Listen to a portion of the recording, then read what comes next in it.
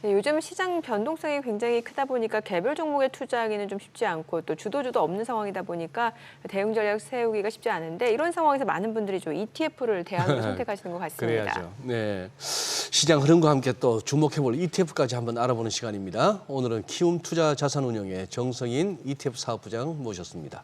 어서 오세요. 오세요. 네, 안녕하십니까? 예. 또 한 달 만에 뵙습니다만 네. 한 달 동안에 사연이 많았습니다. 그죠? 굉장히 힘든 한 달이었던 걸로. 힘든 한 달이었죠. 일단 네. 8월 5일 네. 8월 5일이 블랙 먼데이 있었고. 일단 떠오르고 네. 뭐 시장을 종목별로 업종별로 다 볼 수는 없으니까 지수로 따질 수밖에 없는데 7월 말 지수가 확인해 보니까 2,770포인트인데 네. 우리 아직 2,700이 회복이 안 됐으니까 그러게요. 그렇습니다. 그래도 얘가 2,400 밑에까지 갔다가 여기까지 왔으니 급락, 급반등, 네. 뭐 정신없는 뭐 롤러코스터였습니다. ETF 시장은 어땠습니까 분위기? 네, 일단 ETF 시장도 뭐 주식시장과 개를 같이 네. 하기 때문에 네. 분위기 자체는 유사했다라고 보시면 될 것 같고요. 어찌됐든 간에 급락했던 부분들이 마무리가 좀 되어 가면서 예. 일단 기대와 경계가 이제 공존을 하며 보합권 등락이 좀 이어졌다라고 평가를 할 수 있을 것 같고요.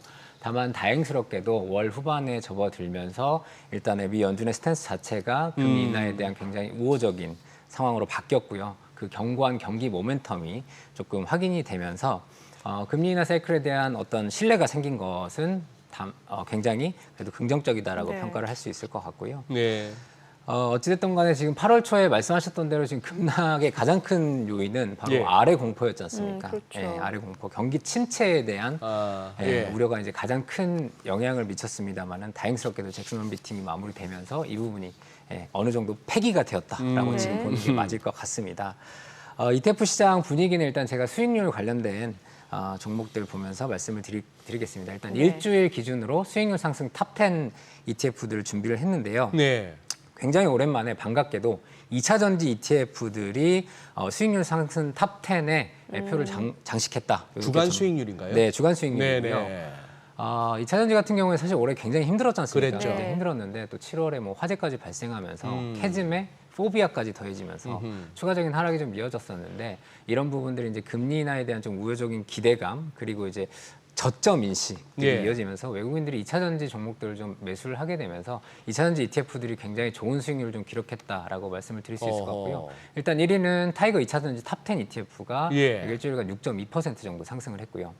2위는 다행스럽게도 저희 키움 투자 자산운용에서 운영하고 있는 코세프 K 2차 전지 북미 공급망. 굳이 노란색을 칠하신 이유가 제가 칠한 건 아니고요. 우리 저희 피디님께서 제작진. 제작진에서 배려를. 굉장히 감사하게도 또 노란색을 네. 예쁘게 칠해주셔가지고 제가 지난달 나왔을 때 이제 소개드렸던 지난달 그러네요. 상장한 따끈따끈한 네, 네. 종목인데요. 네. 상장 직후에 좀 어려움을 겪었습니다만은 어쨌든 수익률이 빠르게 반등을 하는 모습을 보이고 있고요. 그 외의 종목들도 사실 타이거 2차 전지 테마나 에이스 포커스, 포스코 그룹 포커스도 2차 전지 관련된 ETF이고요.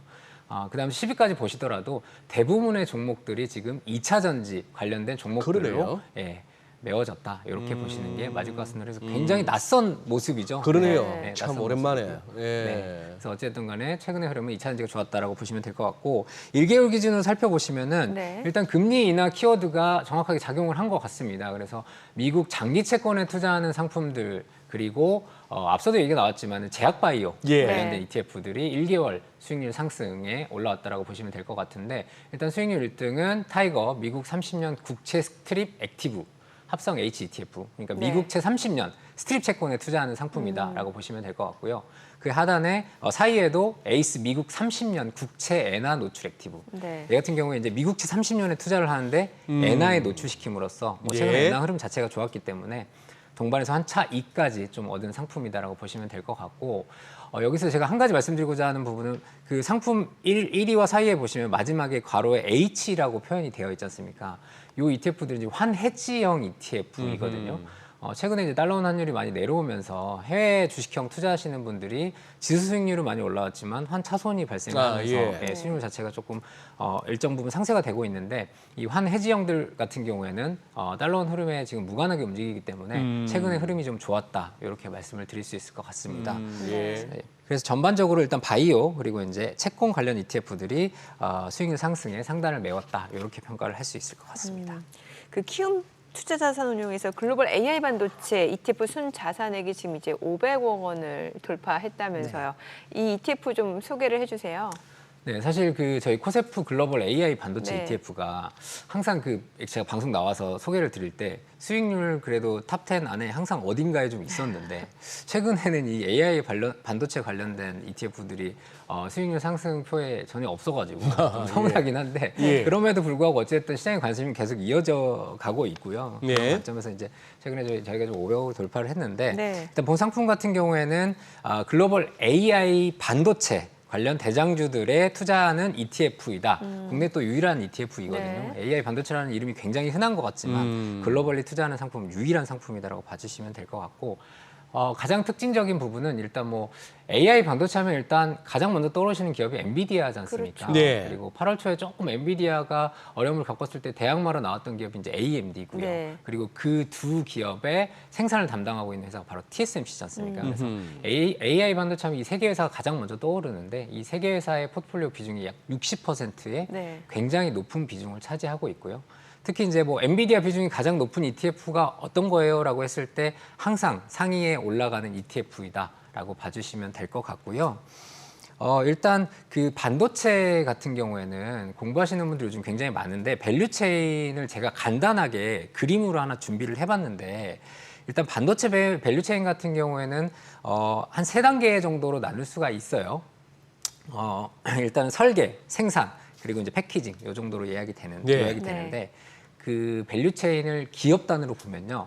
일단 설계를 하는 페미스, 엔비디아나 AMD 같은 기업이고요. 그리고 생산하는 TSMC 같은 파운드리 요 두 개 네. 이제 영역이 핵심을 이루고 그 앞단에 뭐 지식재산권을 다루는 IP 기업 그리고 그 가교 역할을 한 디자인 하우스 그리고 마지막에 패키징, 오사트 기업 이런 기업들이 이제 반도체 밸류체인 전반이라고 저희가 표현을 하고 있는데 본 상품 같은 경우에는 이 반도체 밸류체인 전반에 걸쳐서 15개 종목의 글로벌 탑티어 종목들이 담겨 있는 ETF다라고 말씀을 드릴 수 있을 것 같고 특히 이제 포트 4위와 5위에 올라 있는 기업이 이제 시놉시스, 케이던스 이렇게 조금 낯선 기업이실 수도 있는데 네. 이 기업들 같은 경우에는 여기 영역에서는 지금 IP 기업 앞에 지식재산권을 다루는 기업들인데 글로벌리 거의 시장 점유율의 약 90%를 차지하고 있는 거의 독점 기업들이에요. 네. 그러다 보니까 시가총액도 굉장히 크고요. 글로벌리 굉장히 사랑을 받고 있는 기업들이어서 이런 기업들이 사실은 포트폴리오 거의 80%를 지금 차지하고 있거든요. 오호.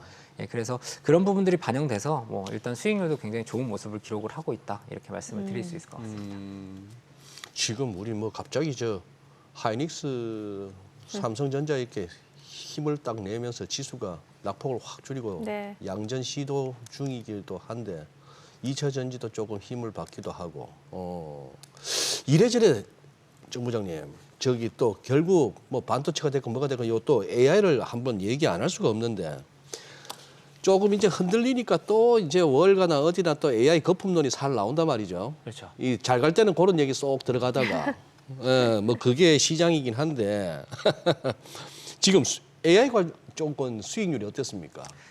일단 뭐 방금 소개드린 저희 코세프 글로벌 AI 반도체 수익률만 보더라도 네. 뭐 환차선에 좀 영향이 있어서 최근 수익률이 좋지는 않습니다. 네. 일단 부합권을 반복 네. 등락을 하고 있는데 어쨌든 올해 수익률은 뭐 압도적이죠. 압도적이다. 압도적이고 일단 뭐 올해 수익률만 하더라도 거의 50%를 기록을 하고 있기 때문에 굉장히 많이 올라와 있는 상태인데 말씀하셨다시피 지금 이제 그 AI 거품론 특히 네. 이제 빅테크들이 주도를 했기 때문에 예. 이 가격에 대한 밸류에이션 논란도 계속 있어 왔습니다. 그래서 8월 초에 저희가 조정을 받을 때 보더라도 빅테크들 위주로 또 예. 반도체 기업들 위주로 조정을 받았었거든요. 그랬어요. 네. 그럼에도 불구하고 어쨌든 관련 기업들이 굉장히 빠르게 V자 반등을 이뤄냈고요. 어허. 뭐 예를 들어서 엔비디아만 보더라도 8월 이전에 최고점이 한 140불 정도 됐었던 걸로 기억을 그랬죠. 하는데 예. 최근에 지금 한 126불 선까지 올라왔거든요. 네. 예. 한 10% 정도 하락을 하고 있는 상황이고 뭐 MS나 애플 같은 경우에도 크게 상황은 다르지 않은 네. 상황이다라고 보시면 되기 때문에 사실 이후에 빅테크들은 대부분 가격을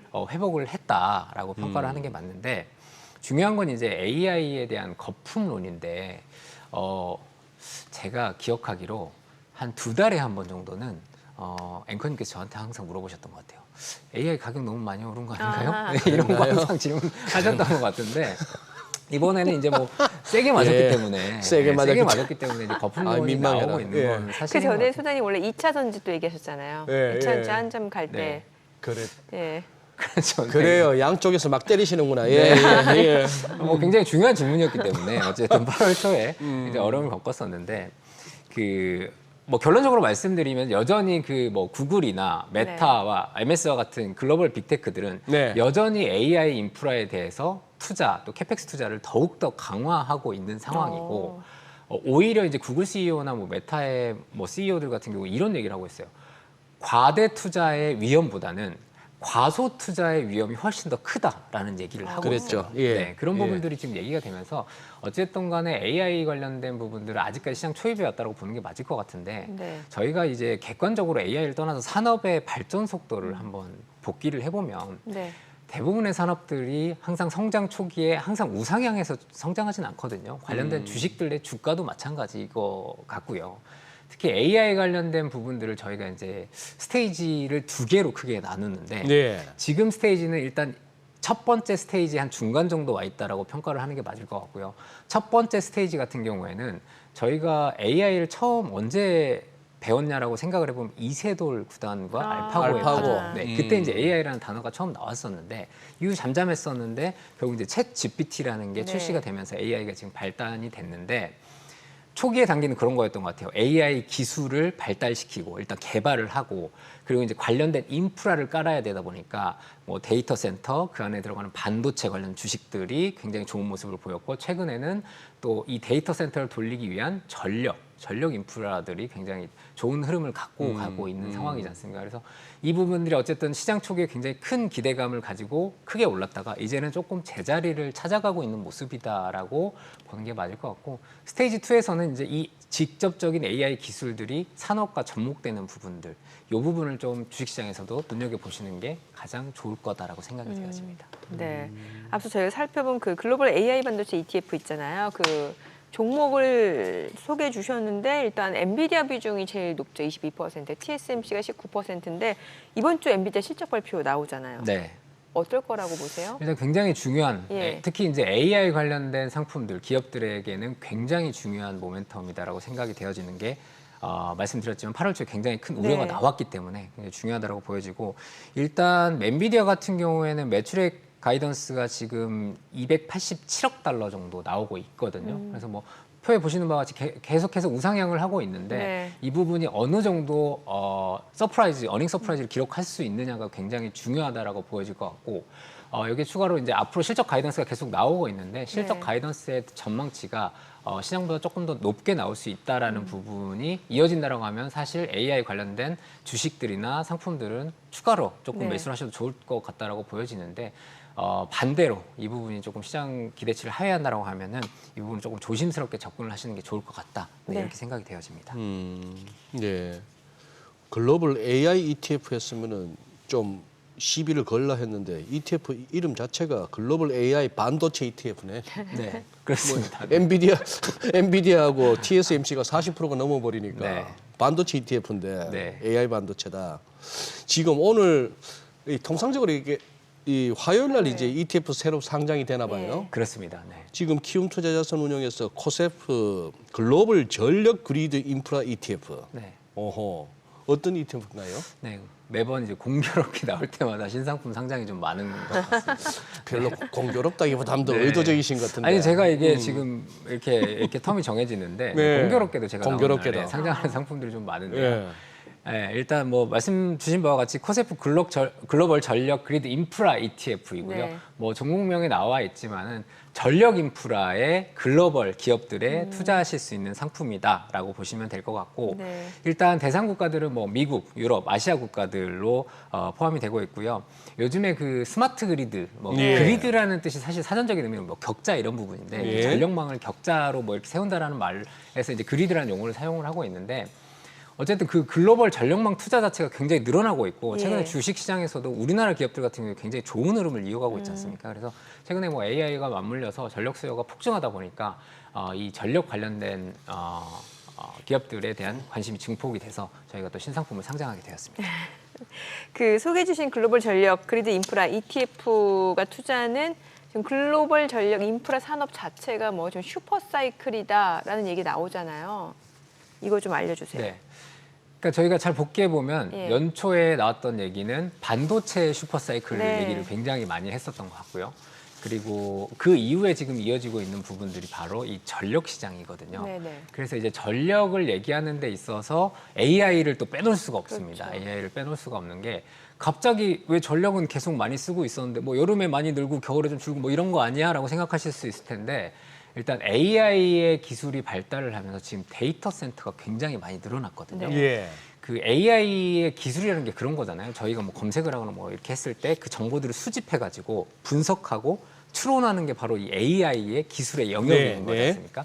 그래서 이 정보가 굉장히 중요한데 이 정보를 모으는 게 바로 이 데이터 센터의 기능이고 요즘에는 뭐 온디바이스 AI도 유행을 하고 있습니다만은 기반 자체는 이 데이터 센터인데 이 데이터 센터가 폭증을 하고 있고 이 데이터 센터에서 요구하는 수요 자체가 전력의 수요 자체가 굉장히 폭증을 하다 보니까 이 전력의 고전력, 고전압이 필요한 상황이죠. 그러다 보니까 시장을 되돌아보니까 지금 전력 인프라를 깔아놓긴 했는데 네. 미국 같은 경우에 전력 인프라 다 1960년대, 70년대 깔아놓은 것들이거든요. 유럽도 크게 다르지 않고 네. 그러다 예. 보니까 이 고전압과 고전력을 견디지를 못하는 거죠. 아하. 그러다 보니까 미국에서도 그렇고 유럽에서도 그렇고 전력망을 새로 깔아야 된다라는 수요 자체가 굉장히 많이 나오고 있고요. 예. 거기에 뭐 사실 전기차도 한몫하고 있는 상황입니다. 예. 그래서 그런 부분들이 반영이 돼서 이 전력망을 새로 까는 데 있어서 이 전력 인프라 기업들이 계속해서 주목을 받고 있고 그런 관점에서 올해부터 뭐 미국의 IRA법도 마찬가지고 예. 유럽에서도 지금 관련 법안이 출시가 되고 있을 만큼 굉장히 많은 투자가 이어지고 있다 보니까 이런 부분들의 수혜를 받을 수 있는 기업들을 한번 찾아내보자라고 해서 뭐 미국 기업들, 유럽 기업들, 우리나라의 HD 현대 일렉트릭이나 예, 뭐 예. S 일렉트릭 같은 기업도 어허. 현재 포트폴리오에 들어가 있고요. 들어가 있고.